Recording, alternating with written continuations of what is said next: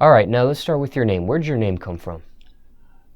My name came from like when I was small. I used to like just always fall asleep. Like as soon as I get in the car, wherever we're going, I'll fall asleep. Just so they used to call me Little Sleep. So I just kept it as the years gone, you know. And that became your rap name. And that became my career name. Yeah. Now, did you have any other aliases before? Nah, no other alias. I mean, I just go by my regular name, which is Brandon Pettis. Now, where are you from? Originally born in Ohio, small town called Sandusky, Ohio. Then I moved to Louisiana. So I got the thing like I'm, northern born, southern bred, Where in Louisiana? I'm right in the 95 area, so I was in La Place, the Hammond area, so back and forth from them areas. So. How long you been there for? Now it's probably 15 years now. I've been in it, What's the closest big city to Hammond that someone would know? Right, we right in between Baton Rouge and New Orleans. Like we right in the middle of them, so we got the best of both worlds right there. So. Now, what's your opinion of the state of rap music right now in Louisiana? The state of rap music in Louisiana is shifting because we got New Orleans. It's separated. We got bounce, we got jig, and then we got the lyrical music. So it's right now it's separated, but. I mean, the state is the state. And, as long as you're grinding, it's gonna do what it do. How big is Hammond?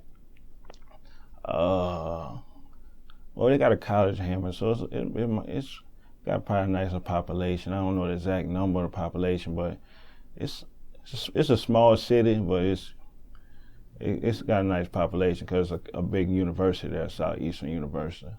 Give me a tour of the city of Hammond for someone that's never been there before. Let's start with the food. Favorite food spot in the city? Probably the favorite hood food spot would be the Blue Store. You can go get your chicken wings and your fried rice. That would probably be like the hood spot. But I mean, most people, they just normal, like Applebee's or something, just the neighborhood spot, places like that. Then you'll probably go to the daiquiri shop. After the daiquiri shop, we probably hit Club Strawberries or somewhere like that, you know what I'm saying? Just to turn up. What do you get at the daiquiri spot? On Tuesday, they do like a 2-for-1 special, so you'll probably get your strawberry daiquiri or something, Now, Strawberries, is that a regular nightclub or a strip club or what? Nah, it's a regular nightclub, so they go there and turn up. Is that your favorite nightclub in the city? Yeah, actually, that's my favorite. Actually, I manage that spot, so. Okay. Yeah. Now, what about strip clubs? Are there any strip clubs in your city? Nah, they don't allow the strip clubs yet, but I wish they did. So if you want to go to a strip club. If you want to go to a strip club, you got to go to New Orleans or Baton Rouge. That's the closest ones around. Now, first time someone coming to Hammond, anything else? We talked about the food, we talked about the nightlife a little bit. Anything else you recommend someone see, do, or visit while they're in your city? I mean, it depends on what you want to see. I would tell anybody to see the college there. It's a nice college. They're adding on to it. So I would tell anybody to first see that, Then after that, just a small everyday town. So you're going to see what you see, What about the lingo? What are some terms or some phrases one might hear in the city of Hammond right about now?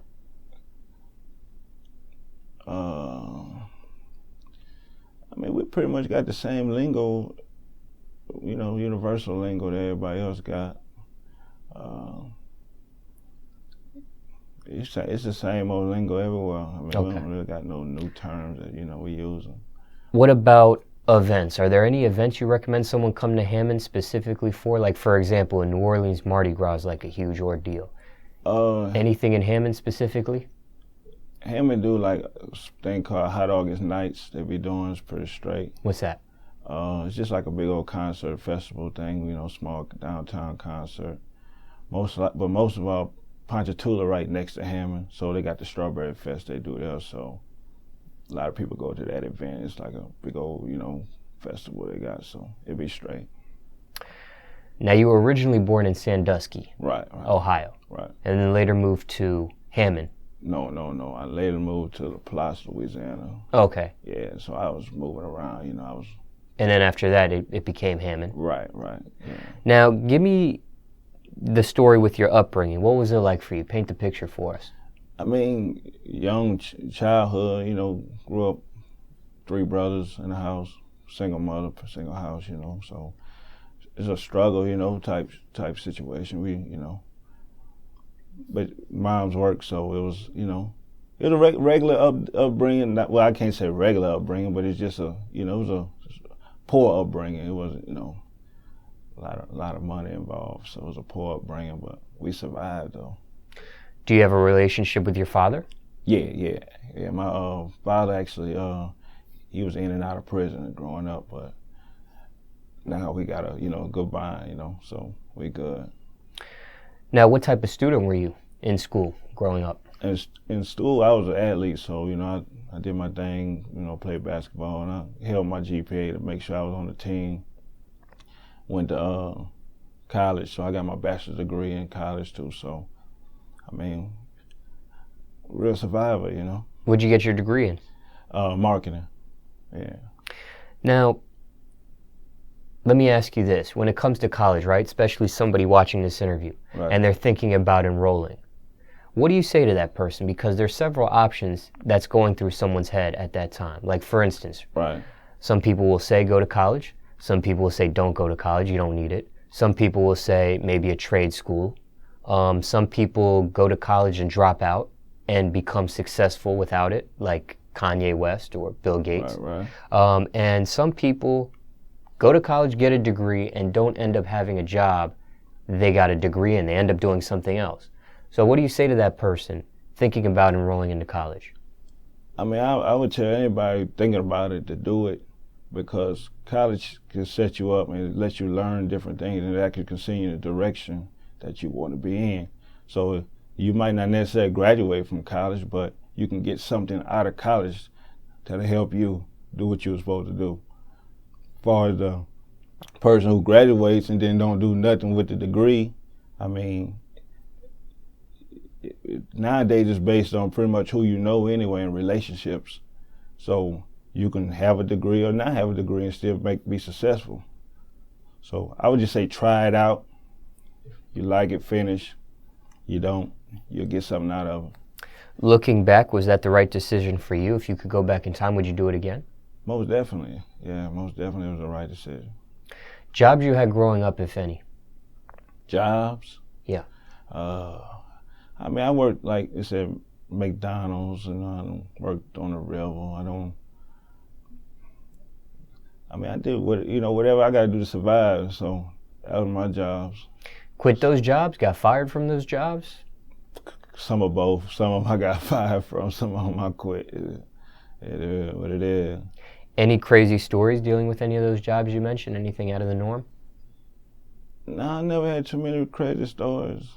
Just one time, I guess the manager pissed me off, so I just quit, took my shirt and shot it in the trash like a basketball, and walked out. But, Now, you mentioned you were an athlete. Did you go to school? Did you go to college on an athletic scholarship or something? No, I didn't go on an athletic scholarship. Okay. I was just curious. I forgot to ask you that. Now, you grew up single mom, separated from your father. Right. But you have a decent relationship with both. I don't know, decent, but you have a relationship with both, right? Good relationship. Good relationship, yeah. I shouldn't have said decent there. I was raised by my grandmother and uncle, so okay, that's where my raising came from. And you have 3 brothers. Right. Does anybody else rap besides yourself in your family? Yeah. No, I don't have no rappers. I got trappers, no rappers. What does your family think about your rap career? I mean, they like what I'm doing. They follow me. They support it. So they like what I'm doing. So. In regards to your parents, what's the worst thing you put them through? Excuse me, what you say? In regards to your parents, what's the worst thing you put them through? The worst thing I put them through? Yeah. I mean, just being out, running and doing what I do, that's the worst thing that could go, put them through. What's your message to the youth? My message to the youth is, no matter what what you want to be or what you want to do, you can do it. You just gotta take the right steps to do it, and meet the right people that's already doing it, and just build your relationships. Keep relationships. Now, let's talk about music for a little bit. How did you get into rap music? Always just freestyling and being around people freestyling and just being around the scene. Like, you know, I always liked the hip hop scene. So me liking it, fell into loving it, you know. What age do you think that was? Man, it had to be about 8 or 9. Any musical influences? Anybody that inspired you? And LL Cool J was like one of my inspirations, just watching him, you know. How many years would you say you've been perfecting your craft for? I've been perfecting this craft probably about a good 8 years on the craft, but 10 years on the industry. Do you remember your first rap or what you were rapping about back then? I think the first rap I did might have been in Spanish class. I think I had to rap in Spanish. That was like my first rap. Now, when it comes to the music industry, you said you've been in it for 10 years. What's your biggest pet peeve with it at this point? What bothers you the most about it, if anything? To be honest with you, nothing really bothers me with it because you just got to know how to fight through whatever it is. So it's not a problem. Top 3 things you need in the studio. Top 3 things you need in the studio. Some Hennessy.